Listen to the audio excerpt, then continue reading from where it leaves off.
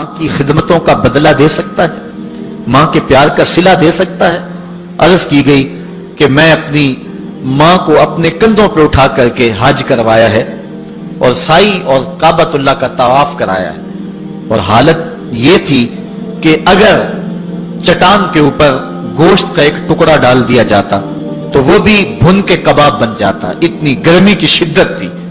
क्या मेरी माँ ने मेरी जो खिदमत की, मेरी कफालत की, मुझे दूध पिलाया, मुझे जन्म दिया, तो मैंने क्या माँ की खिदमतों का सिला दे दिया है? तो जवाब आया, तूने अभी उसकी एक मुस्कुराहट का बदला भी नहीं दिया। माँ जब हंस के देखती है तो जन्नत की सारी कलियां खिल उठती हैं, और बेटे की जिंदगी माँ के उस हंसने से जो है वो इबारत होती है। बेटे के लिए माँ के जो जज्बात हैं, माँ की जो कहानियां हैं, माँ के सीने में जो दर्द के उमटती हुई एक कायनात है, उसका कोई बदल नहीं हो सकता। सारी जिंदगी एक टांग पे खड़ा होके बंदा माँ की खिदमत करता रहे, फिर भी हक अदा नहीं होगा। माँ माँ होती है, अल्लाह ताला जल्ला शानहू ने उसको वो दर्जे अता फरमाए। बेटे के साथ जो प्यार माँ करती है, भला कोई कर सकता है? कोई इतनी मोहब्बत दे सकता है जितनी माँ मोहब्बत देती है? सारी जिंदगी भी इंसान उन मोहब्बतों का बदल देना चाहे तो नहीं दे सकता, चूंकि माँ के प्यार का किनारा ही कोई नहीं। माँ की मोहब्बत की गहराई और गहराई को कोई नाप ही नहीं सकता। समुद्र के पाताल तक तो शायद कोई पहुंच गया हो, लेकिन माँ के प्यार का किनारा आज तक किसी को नहीं मिला। अल्लाह ताला ने उसके सीने में धड़कता हुआ जो दिल रखा है और तड़पती हुई जो ममता रखी है, वो एक मिसाल बनी हुई है कि किसी ने किसी को कहा कि मैं तेरे पे राजी तब होंगी कि अगर तू अपनी माँ का कलेजा निकाल के ले आए। तो उस बदबख्त ने अपनी उस महबूबा की ख्वाहिश को पूरा करने के लिए इस अकदाम की तैयारी भी कर ली और जाके माँ का सीना चीरा और उसका कलेजा निकाला, और अपनी उस महबूबा की खुशनुदी के लिए तेज तेज आ रहा है कि मैं उसको दिखाऊं कि मैंने ये कारनामा भी सरंजाम दे दिया और ये चोटी भी सर कर ली है। तो तेजी से आ रहा था, रास्ते में ठोकर लगी। जब गिरा तो कहते हैं माँ के कलेजे से आवाज आई, पुत्र चोट तो नहीं आई है। ये माँ के प्यार का रूप है, ये माँ की मोहब्बत का अंदाज है। दुनिया वालों, माँ की कदर को जाया न करना। माँ के प्यार को और उसकी मोहब्बत का सिला दे तो नहीं सकते, लेकिन सारी जिंदगी माँ की नौकरी करना और अपने बाप की जिंदगी के अंदर कभी भी नाफरमानी ना करना, ये सादतमंदी और खुश नसीबी होती है।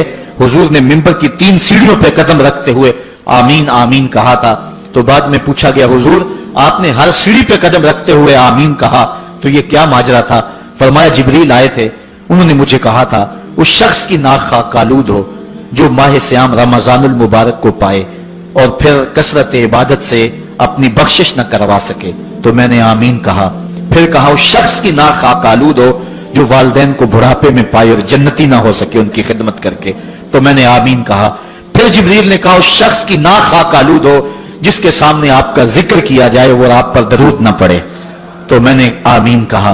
तो वो शख्स कितना बदनसीब है जो वालिदैन को नाराज कर लेता है।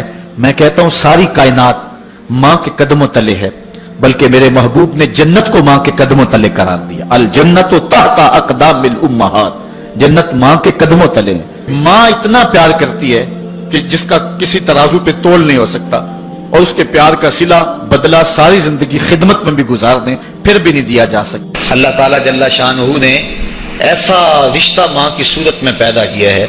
जन्नत की छांव का दुनिया के ऊपर रूप है माँ की जात। जन्नत की घनी छां है माँ का वजूद, और अल्लाह ने अपनी रहमतों को अगर कोई सूरत दी है तो वो माँ का रूप है। और माँ के सीने में वो तड़पती हुई ममता और मोहब्बत के वो पिघलते हुए जज्बात रखे गए हैं कि दुनिया पर माँ के प्यार का बदल नहीं है। मैं कहा करता हूं, आज कोई शय भी खरीदने निकले तो आप वसूख से नहीं कह सकते ये खालिस है। हर शय 2 नंबर दस्तयाब है, हर शय में मिलावट है, लेकिन एक चीज आज भी मिलावट से पाक है और वो माँ का प्यार है। माँ की मोहब्बत आज भी खरी है और आज भी उसमें कोई मिलावट नहीं हुई।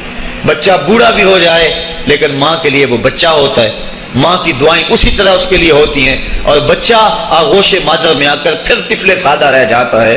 ये माँ का प्यार और माँ की मोहब्बतें। एक शायर ने माँ की मोहब्बत का नक्शा खींचते हुए क्या खूबसूरत बात कही।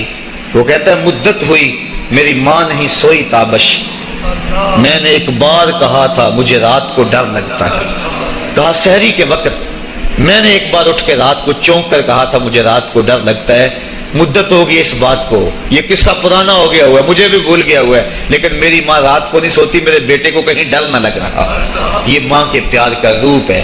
علامہ اقبال جب ان کی والدہ انتقال کر گئیں تو وہ دیار غیر میں تھے، تو اس وقت انہوں نے ایک طویل مرثیہ لکھا اپنی ماں کی یاد میں، جس کا عنوان ہے والدہ مرحومہ کی یاد میں۔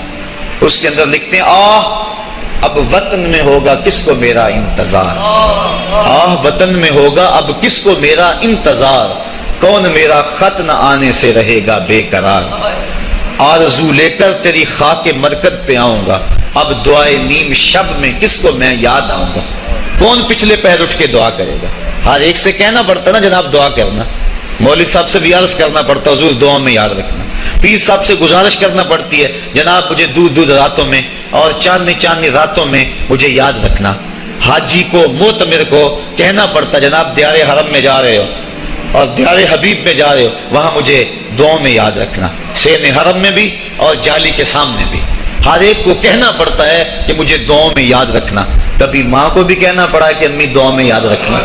ماں کے ہاتھ ویسے اٹھے رہتے ہیں، اور جب ماں کے ہاتھ اٹھ جائیں اجابت کے سارے دروازے کھل جاتے ہیں۔ میں نے پڑھا کتب حدیث میں جو دعائیں رد نہیں ہوتی ان میں سے ایک ماں کی دعا ہے، جب ماں ہاتھ اٹھا دے تو جنت کے سارے دروازے کھل جاتے ہیں۔ اور یہ لازمی نہیں ہے کہ ماں رابعہ بصریہ ہو تو پھر ہی اس کی دعا قبول ہوتی ہے، اپلے تھاپتی ہوئی ماں اور لیپا پوتی کرتی ہوئی ماں جو ہے وہ مٹی سے بھرے ہوئے ہاتھ اٹھا دے تو اللہ ان ہاتھوں کو بھی خالی نہیں موڑتا۔ ماں جب بولتی ہے تو اس کے لہجے میں جبریل بولتا ہے، ماں جب مسکراتی ہے لگتا ہے جنت کی ساری کلیاں کھل اٹھی ہیں۔ ماں کے چہرے کی رونق اور ماں کے چہرے کی جو ہے وہ خوشی بیٹے کے دل کو حقیقی قرار اور حقیقی تسکین دیتی ہے۔ جو ٹھنڈ ماں کے ساتھ نصیب ہوتی ہے وہ کائنات میں کسی اور جگہ پہ نہیں ہے، جو گھنا سایہ ماں کے دامن میں ہے وہ کسی اور جگہ میسر نہیں ہو سکتا ہے۔ وہ کیا کہا تھا کسی نے کہ 5 اسٹار ہوٹلوں میں کھانا کھانے میں وہ لذت کہاں جو چولہے پر بیٹھ کے ماں کے ہاتھوں سے پکی ہوئی چپاتیاں کھانے میں آتا ہے۔ عالی جناب حضرت صاحب کیا کیا اسٹیٹ سیکرٹری نام لیتے ہیں، لیکن وہ لطف کہاں جو ماں اوے ببلو اوے پپو اور اوے مٹھو کہہ کے پکارتی ہے، جو مٹھاس ان لفظوں کے اندر ہے وہ بڑے اور بھاری اور بھرکم الفاظ اور خطابات کے اندر کہاں ہے۔